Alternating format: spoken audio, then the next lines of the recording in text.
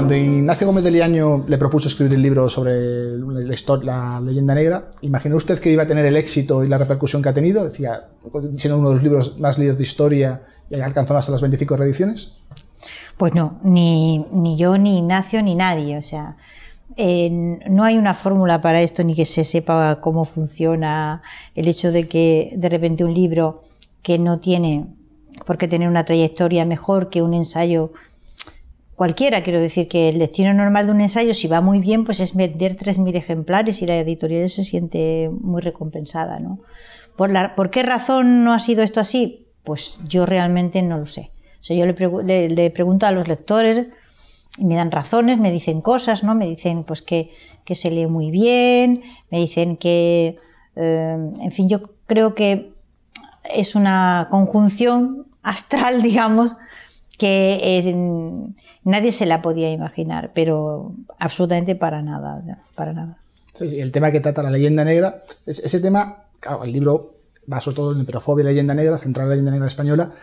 Claro, ese interés por la leyenda negra estaba latente ya en la sociedad española, es decir, había un interés y hasta ahora nadie se había atrevido a hacerlo. ¿Surge ahora más ese interés por la situación política actual? ¿A qué cree que sobre todo, bueno, el éxito, es por lo que no está claro como acabas de decir, pero por qué crees ese interés por ese libro y sobre la temática de la leyenda negra? Bueno, yo creo que es, digamos, hay veces, existe la tormenta perfecta, o sea, hay veces que una serie de circunstancias se dan juntas y esto provoca unas sinergias, como se dice ahora, y aquello empieza a fluir, ¿no? Yo mirando para atrás voy viendo síntomas que no había visto. Por ejemplo, ¿por qué le digo? Pues hace, ¿qué? Ni 24 horas descubrí un artículo de una joven historiadora mexicana en el que aparecía un análisis de todas las páginas web en las que se trata del asunto de la leyenda negra. 2009. 2009 páginas. No, 2009 el artículo de esta. No, ella hace un análisis, digamos, desde el punto de vista de qué información se ofrece sobre la leyenda negra en los sitios web. Entonces lo que hace es un análisis sobre, digamos, la seriedad de las páginas, qué cantidad de artículos en formato PDF te puedes encontrar, o sea, del tipo de páginas web que se ocupan de ese fenómeno. Pero quiero decir, a mí lo que evidentemente es algo que pierde actualidad con una enorme facilidad, ¿no? Pero lo que voy es que es de 2009, ese artículo, ¿no? Y como descubro ese, pues descubro más. O sea que ha habido, digamos, aquí y allí, probablemente pienso que todo esto tiene que ver pues con la globalización en el sentido de Internet y determinados medios, y había mucha gente dispersa, aislada, más o menos consciente de ese fenómeno o de ese problema, que de repente han empezado a darse cuenta de hay más locos. O sea, hay más gente que es consciente de esto y como siempre que uno deja de estar aislado o deja de tener la sensación de que trabaja solo, que es lo que yo he sentido a lo largo de años, eso anima muchísimo. Y entonces se producen pues esos movimientos, digamos, sinérgicos en el que nos vamos alimentando unos a otros. Entonces ya nos estamos alimentando unos a otros. Nos estamos alimentando a este lado del Atlántico, nos estamos alimentando al otro lado del Atlántico, donde están empezando a aparecer historiadores e historiadores jóvenes interesados por este fenómeno en distintos países hispanoamericanos que por primera vez parecen muy conscientes de que ese problema no es un problema de España, sino que afecta a todo el mundo hispanoamericano. Esto es importantísimo, esto es crucial. O sea que yo creo que estamos empezando algo que, si conseguimos encarrilarlo bien, puede ser realmente muy importante para el mundo panhispánico, pero muy importante. Y ese interés es sobre todo entre historiadores, pero el gran... No solo entre historiadores, profesores de ciencias políticas, gente del mundo intelectual, gente del mundo empresarial incluso. ¿Y eso se ha trasladado al gran público, ese interés, o solamente todavía está reducido al ámbito más académico y especializado? Yo entiendo que esto todavía no ha alcanzado en digamos, una gran dimensión, pero si usted mira hace 10 años o hace 20, es un paso de gigante con respecto a la situación previa, ¿no? O sea que vamos a ir viendo lo que ganamos, ¿no? Volviendo entonces, hablando un poco de América, es decir, si no nos equivocamos, en los últimos meses usted ha estado viajando por Hispanoamérica, ha estado impartiendo conferencias, asistiendo a eventos. Imaginamos que ha estado con un gran número de personas. ¿Qué visión se tiene todavía de España en el continente americano? La presencia española, de la historia española en el continente americano. Pues la visión que se tiene de España en Hispanoamérica es como la que se tiene de España en España, esquizofrénica. Yo no hago más que repetir en todas partes que los fenómenos que se dan a un lado del Atlántico se dan en el otro. Y cuesta muy poco comprobarlo. O sea que España tiene defensores apasionados y también tiene detractores apasionados, pues como pasa en España. Y es un fenómeno idéntico por las mismas razones, con el mismo origen y con las mismas consecuencias. Entonces, en este sentido, ¿por qué cree que todavía hoy se pone el énfasis en el supuesto efecto destructivo de los españoles y se omite o se ignora deliberadamente? Todavía hoy no, hoy más que nunca por las mismas razones de siempre. Que serían... Pues esas razones, digamos, tienen que ver con el hecho de que cuando el imperio se desmembra y lo que había sido un poder hegemónico, bueno, en su última etapa ya disminuido, pero todavía muy importante en el mundo, da lugar a un montón de naciones pequeñas, ninguna de las cuales acierta ni a estabilizarse políticamente, ni a generar prosperidad, ni a emprender un rumbo nuevo hacia, si no el furgón de cabeza de la historia, pero por lo menos no irse al furgón de cola. No, todo el mundo se va al furgón de cola. Digo todo el mundo allí y digo todo el mundo aquí, o sea que yo no hago distinción, ¿no?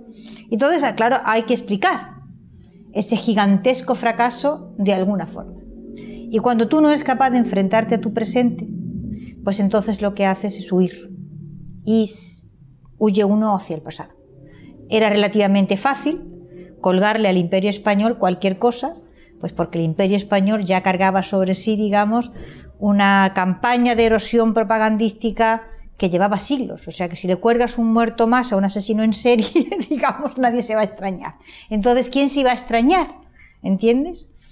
Entonces, esas razones estaban vivas a mediados del siglo XIX y conforme las naciones, y España también, que nacieron las nuevas naciones políticas que nacieron del desmembramiento de ese imperio, conforme se fueron hundiendo, fueron echándole más y más y más la culpa a ese viejo imperio y proyectando una relación de causa-efecto absolutamente esquizofrénica, que es que ese viejo imperio es la España de ahora.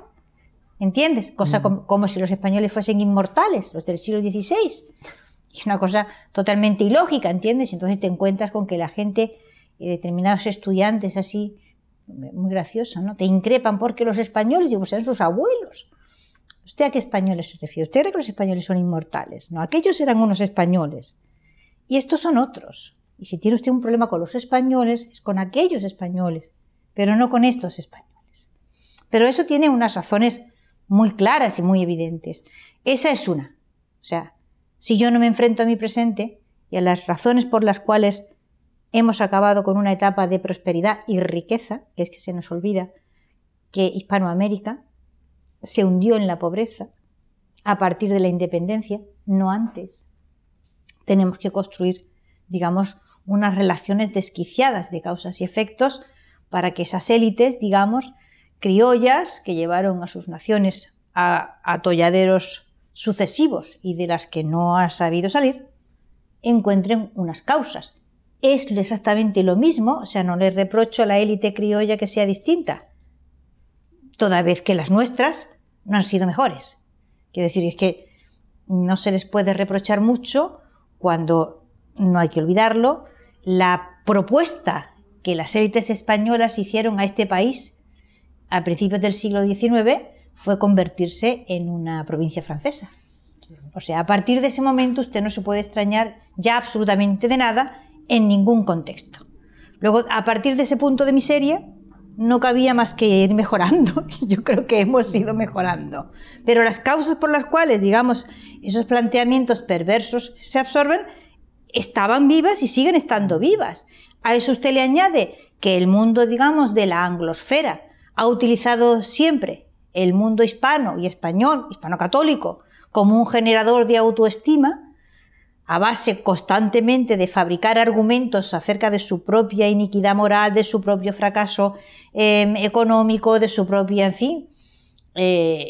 Y ese mecanismo sigue funcionando, no ha dejado de funcionar nunca, lo está usted viendo ahora mismo en California, desarrollándose de una manera verdaderamente estupenda, lo está viendo usted en Europa también estupendamente bien con la crisis que hemos tenido. O sea, esto no ha dejado de existir, las razones profundas que se generaron ahí siguen actuando y funcionando. Una de las cuestiones que trata en su libro, que quizás es muy interesante y que quizás no ha despertado tanta atención entre el gran público, es exactamente eso, es decir, es la reflexión que hace sobre cómo países como europeos, especialmente Inglaterra, Holanda, utilizan a España como excusa para afianzar su propia identidad. Es decir, y siguen haciendo. Y siguen haciendo. Entonces, eso queríamos preguntar, es decir, ¿hasta qué punto la leyenda negra ha servido para configurar la actual situación de Europa y de los distintos países que la conforman? La leyenda negra es los cimientos de la historia de Europa moderna. Hay que escribir otra historia de la Europa moderna, que no está escrita. ¿No se atreve a escribir? Yo estoy haciendo lo que estoy pudiendo. Tengo solo una vida, 24 horas el día. A todos los frentes no puedo acudir. Pero en fin, hay cosas que son muy evidentes. Yo ando proponiendo temas de investigación, los pongo en las notas a pie de página, cada vez que publico no hago más que decirlo. Quiero decir, por ejemplo, ha habido un congreso este año en la Universidad de Londres sobre la intolerancia ibérica. Pues donde mismo la intolerancia anglicana, o inglesa, o británica. Tiene tema, ¿eh? Sí, no, pero mucho. ¿Por qué no? O sea, ¿por qué consideramos que es una cosa absolutamente lógica que se haga un congreso en una universidad extranjera al donde acuden? Digo yo que con gusto. Historiadores españoles, ¿vale? Y no se le ocurre a nadie, incluso en ese mismo congreso, aparece diciendo voy a contextualizar la intolerancia ibérica en el marco de todas las intolerancias europeas. Y entonces sí, con todas las intolerancias encima de la mesa, en su tiempo y contexto, en igualdad de condiciones, vamos a hablar de intolerancia. Por ejemplo, va a haber un congreso sobre la Inquisición y la mujer en la Universidad de Harvard.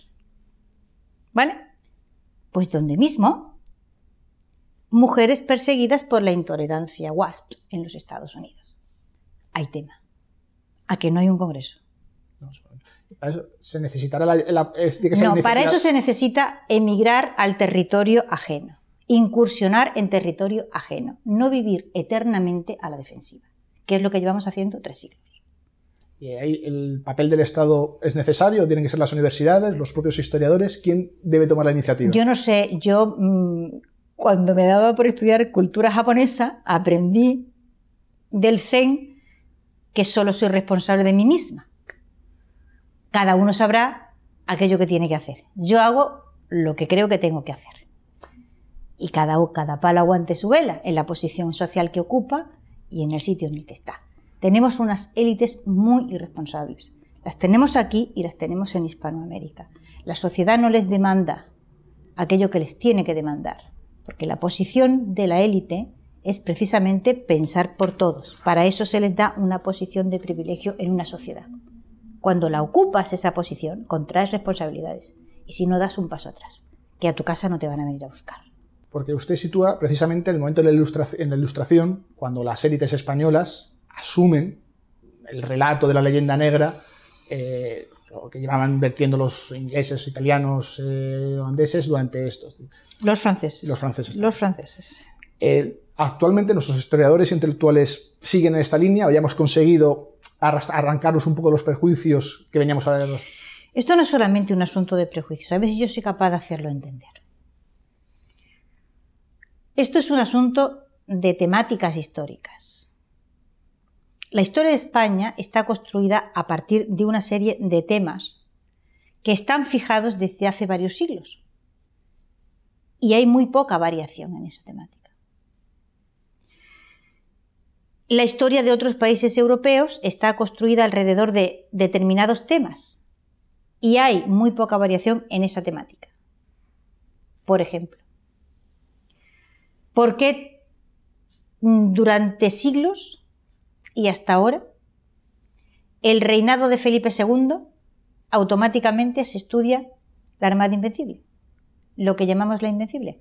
La Invencible no importa nada a la historia de España, absolutamente nada. La Invencible es importante en la historia inglesa. Lo que un chiquillo español aprendía a finales del siglo XIX y en 1910 y durante la República y en el franquismo, de lo que había ocurrido en los tiempos de Felipe II era la Invencible. Y en ningún sitio, y tengo libros de texto que los acabo de estudiar, se pone que esa guerra se ganó. La guerra de la Invencible, de la batalla... Por supuesto, esa guerra se ganó. En esa guerra se pierde una batalla que es esa y no se pierde una batalla.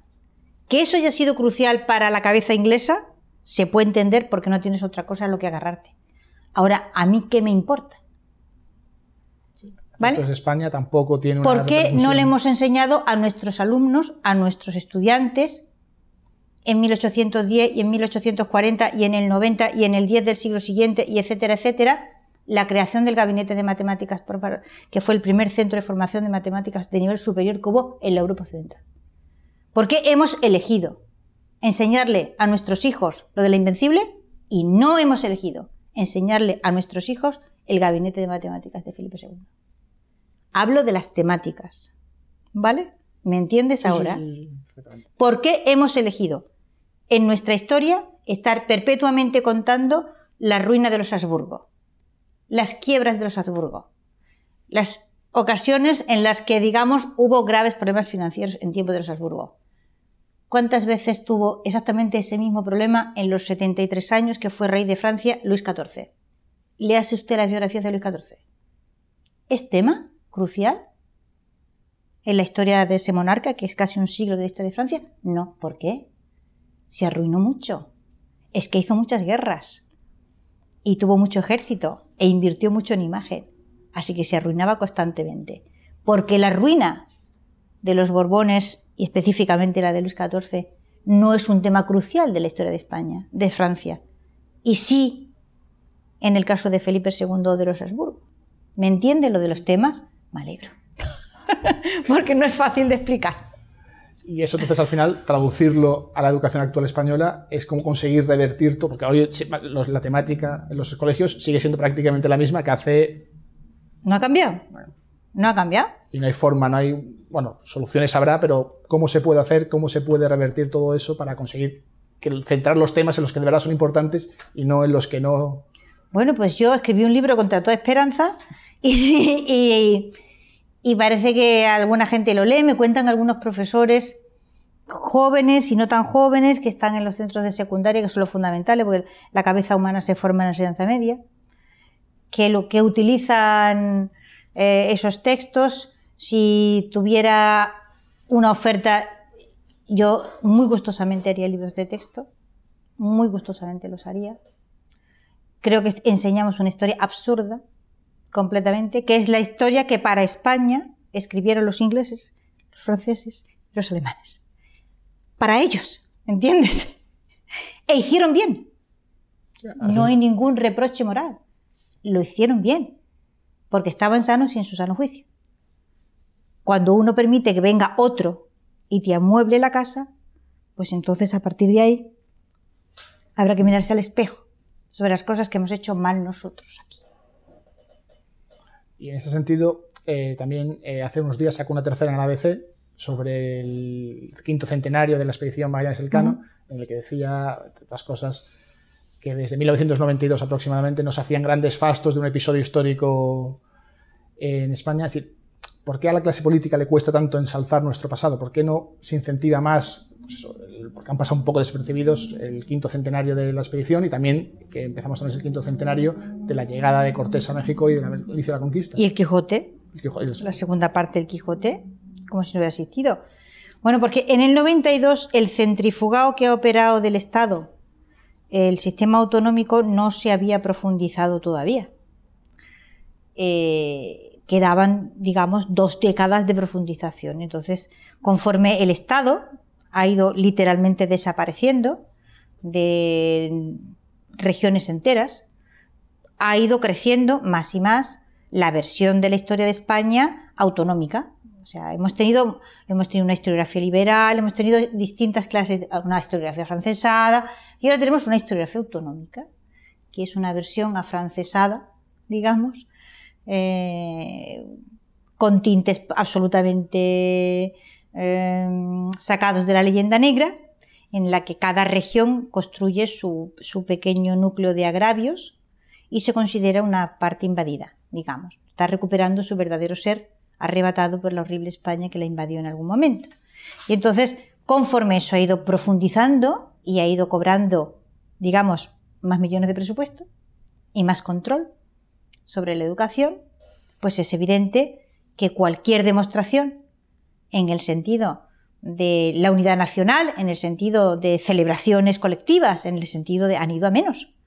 O sea, hace el 28 no es el Día de Andalucía, pues es el día lectivo antes. Yo tengo un colegio justo que lo veo casi desde la terraza, ¿no? Empezó a sonar el himno de Andalucía a las 9 menos cuarto y a las 9:28 estaba sonando. Nunca he oído tantas veces en mi vida un himno. ¿Qué quiere que le diga? ¿Que eso por qué ocurre? Pues como decían los franceses, chercher l'argent. ¿Quién paga a quién? En el momento en que tú estableces un pequeño poder y lo dotas de presupuesto, se convierte en un sistema de autojustificación de su propia existencia. Eso es sota, caballo y rey. Esto es no haber aprendido las lecciones del 19, no haber aprendido lo que le pasó a la Segunda República y no haber aprendido absolutamente nada. Y el panorama cada vez es más desolador, es decir, no avanzamos. No, el panorama no es más desolador era antes. No, ahora hay reacción. Ahora estamos empezando en la reacción. Sigue un periodo larguísimo de guerra de guerrillas incruenta, pero eso los españoles lo hacen muy bien, que no sé cuánto tiempo tardará en coger una forma política, pero absolutamente, o sea, yo nunca tuve ninguna duda de que este país va a salir adelante y va a reconstruir su estado, que lo tiene absolutamente demolido. ¿Se cree que es una situación reversible que se puede encauzar de nuevo? Totalmente, totalmente, porque no hay que mirar, o sea, en España, mire, ahora mismo está pasando un poco el engaño que le pasó a los franceses, ¿no? En su momento, ¿no? Que es que miraron la cúspide de la pirámide, la vieron tan blanda, la vieron tan perdida y tan vendida, que pensaron que todo el país era así. Ese es un engaño que es fácil tenerlo con España, porque uno ve la cúspide y dice, ¡buah! No, España para verla. Hay un refrán ruso muy bonito que dice, no es posible ver a Rusia mirándola solo con dos ojos. Bueno, pues a España no es posible verla mirándola en la cúspide de la pirámide. Este país para verlo hay que verlo desde sus cuadros medios para abajo. Y entonces ya te cambia completamente el estado de ánimo. Si miras para arriba te quieres morir, si miras para abajo te da alegría, serenidad y sabes que no va a pasar nada grave, ¿entiendes? Ni irreversible. La respuesta vendrá desde abajo. ¿Cómo está saliendo? Y en este tránsito, la nación española, el concepto, bueno, aquí es el concepto de nación española podrá también, aguantará, conseguiremos que... Conseguiremos reconstruir el Estado. Claro que lo conseguiremos reconstruir, por supuesto que lo vamos a reconstruir. Entonces, en este sentido de la nación española, hay un debate muy historiográfico que además suele alcanzar también el panorama político, que es el momento en que surge la nación española. Ah, no, en esa trampa que caiga el que quiera. A ver, pero vamos a ver, ¿a qué viene esta historia de a usted que o sea, si tienes derechos de medievalía, ¿eso en qué se traduce en el momento? Me da exactamente igual. Me da exactamente igual que España haya nacido hace 5 minutos. Este es mi país y lo voy a defender. Si tiene 5 minutos de vida, es mío. Y si tiene 10, es mío. Y si tiene 2000 años, también es mío. Me da exactamente igual. El que tenga problemas con su antigüedad se lo gestione él. Hay que no entrar al trapo de ese tipo de argumento absolutamente capcioso. Ya está. Entonces, ahí está el problema, al final es hasta qué punto el pasado se utiliza como instrumento político. Pues utilícese usted sus pasados. Quiero decir, este es un tipo de argumentación muy típica de la leyenda negra, o sea, y muy típica de los nacionalismos compulsivos, ¿no? Que han necesitado siempre remontar sus orígenes hasta ni se sabe qué. A mí me da igual. A mí me da exactamente igual. Me da igual que don Pelayo fuera el que inició el invento, me da igual que esto comenzara con Torrero en las Cortes de Cádiz, me da exactamente igual. Este es ahora mi país. Ya está. Entonces, volviendo un poco, es decir, España no tiene, es decir, vamos a citarle unas frases que hizo Carmen Iglesias en distintas entrevistas. España no tiene memoria histórica, se ha llegado a una ignorancia y desprecio del pasado, es muy grave que no asimilemos nuestra historia, la historia enseña, pero no estoy seguro de que aprendamos. ¿Comparte usted esta visión de Carmen Iglesias? ¿Qué nos pasa a los españoles con nuestra historia? A veces tenemos una relación un poco complicada. Tenemos una relación muy complicada con la historia, claro, porque hemos sufrido, digamos, varios cortes en el sentido del aprecio a la continuidad, ¿no? Es decir, el primero y más grande, digamos, es el corte con el cambio de dinastía, cuando el rechazo al siglo XVI y XVII, al periodo Habsburgo, se convierte en una... que se convierte en un peligro si tú no eres lo suficientemente afrancesado, porque entonces eres un austracista y vas a acabar en el exilio en cuanto te descuides, porque claro, todo esto, la historia autonómica ha escrito una versión según la cual determinadas áreas del país, digamos, son los pobres que sufrieron el asunto del ostracismo. Para nada, de Castilla salieron a manadas, gentes represaliadas de aquellos que habían sido partidarios de los Habsburgo, es decir, todos los partidarios de los Habsburgo sufrieron grandes inconvenientes, por decirlo suavemente, cuando se produjo el cambio de dinastía. Ese es el primer gran corte. Y después ha habido varios más, ¿no? Por distintas razones. Así que, habiendo sido la historia de España un campo de batalla de intereses políticos, un campo en Europa, en España, un campo de batalla de confesiones religiosas. Está usted, digamos, en el disco duro de un montón, digamos, de mitos fundacionales europeos, en el disco duro hasta de ideas religiosas que sostienen su supremacía sobre la iniquidad moral de su opción religiosa, que supongo que es usted católico. En fin, ¿qué quiere que le diga? O sea, ¿cómo vamos a tener una relación, digamos, pacífica con la historia?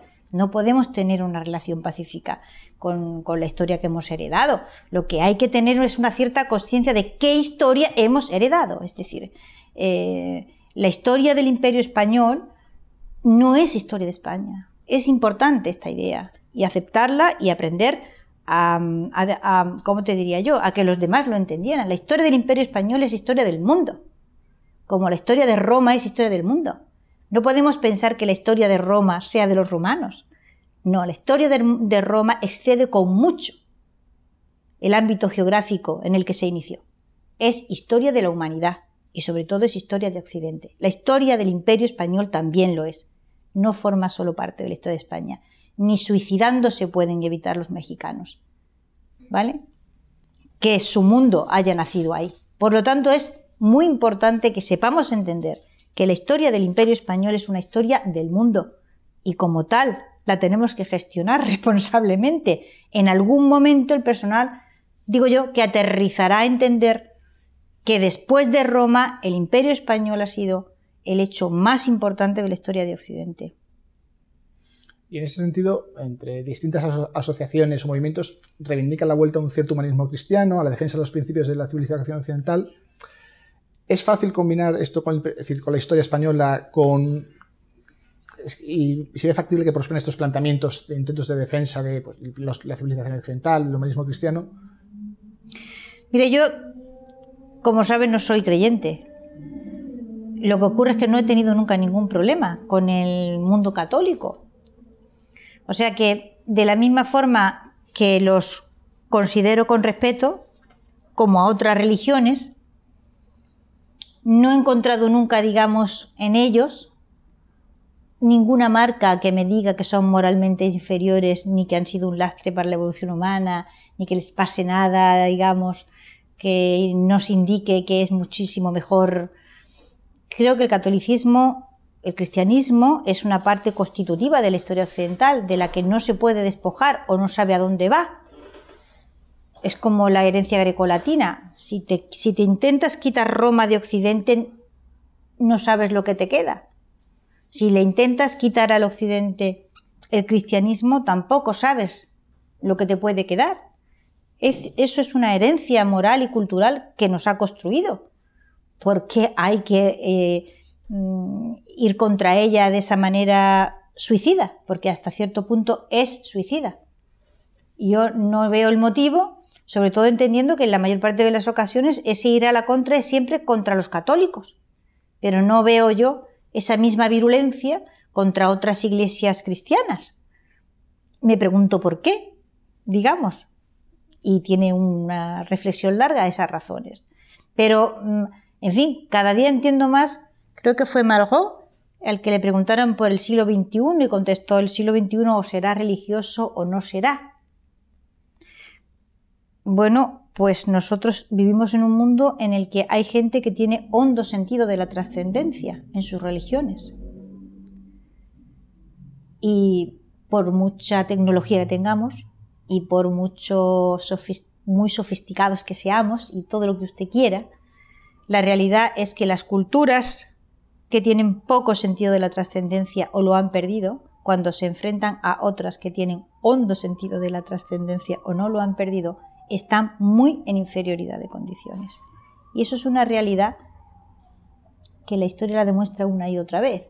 Occidente sabrá hacia dónde quiere ir, ¿no?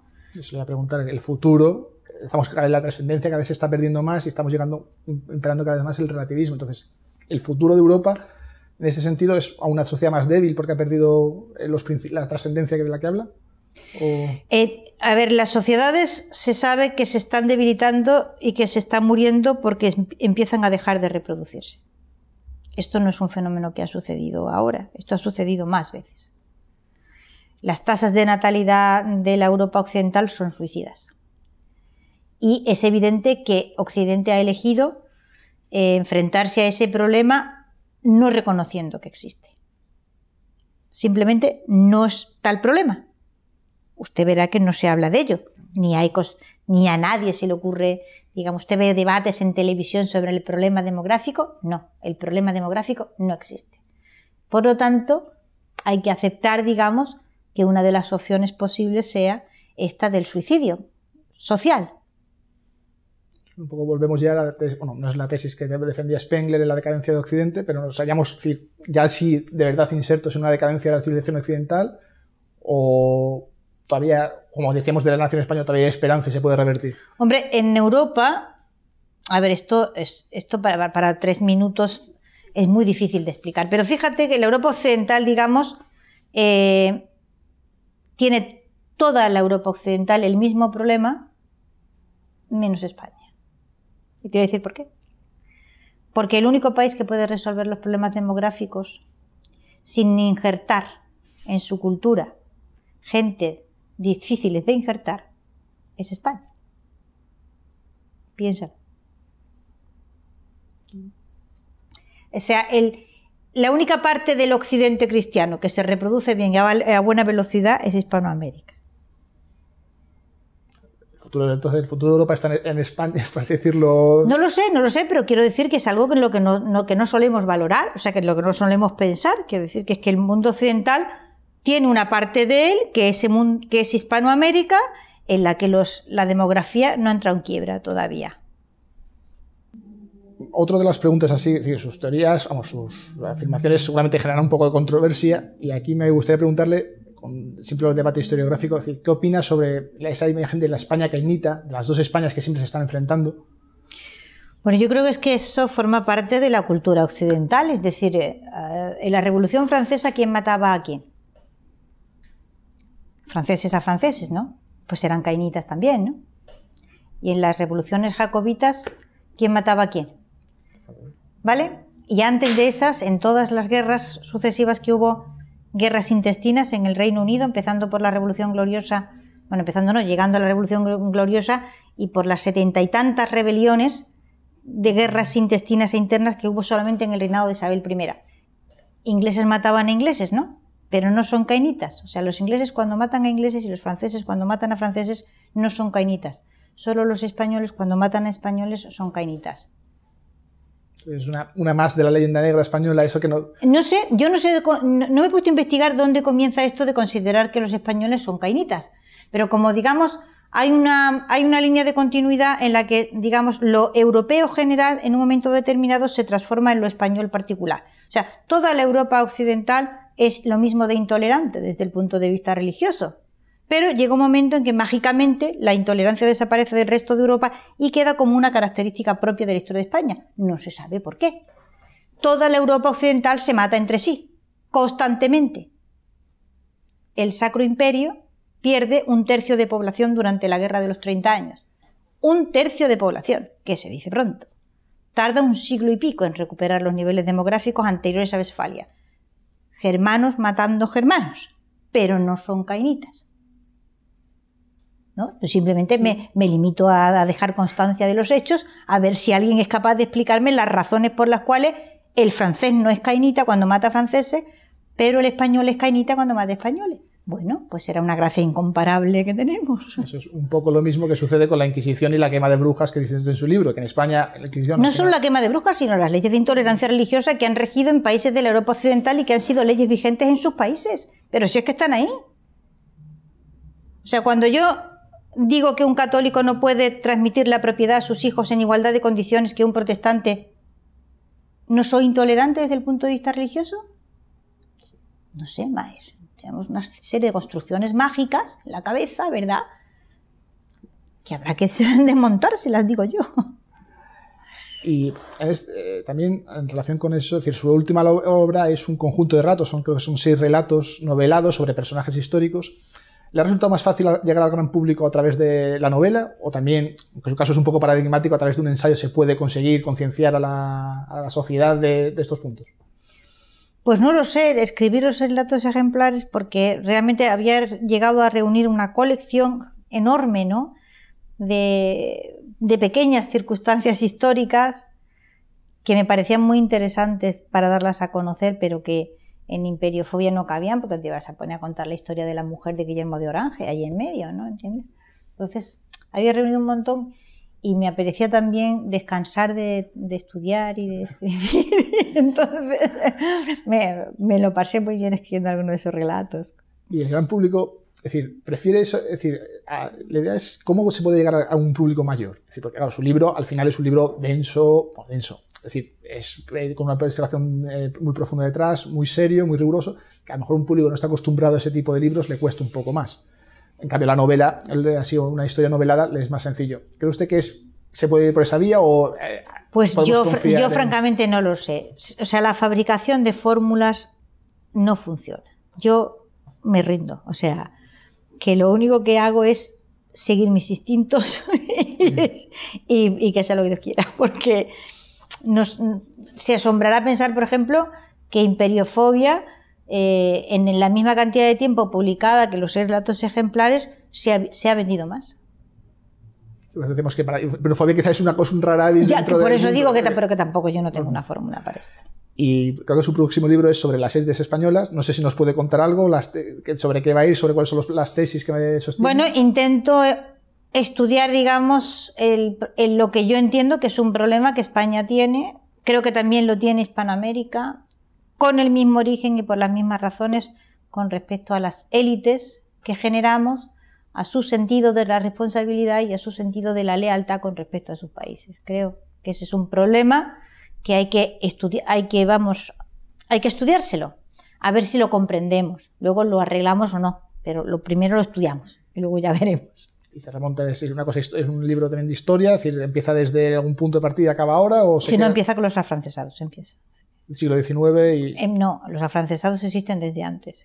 La ilustración... Los afrancesados, la palabra afrancesado entra en el diccionario de la Real Academia en la segunda mitad del siglo XVIII. Señal de que se está usando desde la primera mitad del siglo. Y de ahí hasta ahora. Bueno. Y en último ya una pregunta que es un poco más en relación con la fundación, o sea, hasta qué punto, es decir, valora la labor que hace la fundación dentro del campo de historia y qué se puede hacer, qué podemos hacer, qué se puede hacer para intentar conseguir, lo que está conseguido con Imperiofobia, queriendo o no queriendo, pero cómo se puede conseguir, pues eso, cambiar esa versión, luchar para conseguir cambiar la imagen que tenemos de España. Bueno, yo creo que ya estáis haciendo un montón de trabajo con el proyecto Hispania, en fin, con un montón de iniciativas. A ver, esto es machacar hasta cierto punto, la palabra es feísima, pero es así, hasta que en un momento determinado pues se abre brecha, ¿entiendes? Es decir, hay que ver lo que se gana con respecto a lo que se tiene. O sea, tú piensas que este asunto era una rareza, o sea, Tú piensas que desde que Julián Juderías publica su libro en el 14 hasta que Molina y García Cárcel en el 92 vuelven a publicar, en este país no aparece un solo trabajo de investigación sobre este asunto, desde el 14 al 92. O sea, que si hemos ganado, ¿entiendes? O sea, nosotros no tenemos más que ganar. Más que ganar. Primero, porque toda reivindicación de verdad y de equidad nos beneficia absolutamente. Absolutamente. Lo que ocurre es que, claro, llevamos muchas generaciones con una inercia como esta del cainismo, ¿no? Que de repente todo el mundo cree que el país es cainita. ¿Pero por qué? O sea, ¿quién te ha contado a ti que tu país es cainita? ¿En qué momento han puesto esa idea en tu cabeza? ¿Quién la ha puesto? Y para contrarrestar esa visión, entonces hay que ser algo combativo o nos quedamos con el rigor y con la fría, con la objetividad. El rigor no hay que perderlo nunca. Yo creo que no haber dicho nunca mentiras. Entonces, todavía nadie ha demostrado que yo haya contado una sola cosa que sea una falsedad. El rigor es absolutamente necesario, pero el cabreo también. ¿Por qué va uno a perderlo uno con lo otro? Yo no veo que sea necesario, digamos, que el rigor se separe absolutamente de la combatividad. Uno puede ser muy combativo y estar diciendo verdades todo el tiempo, ¿no?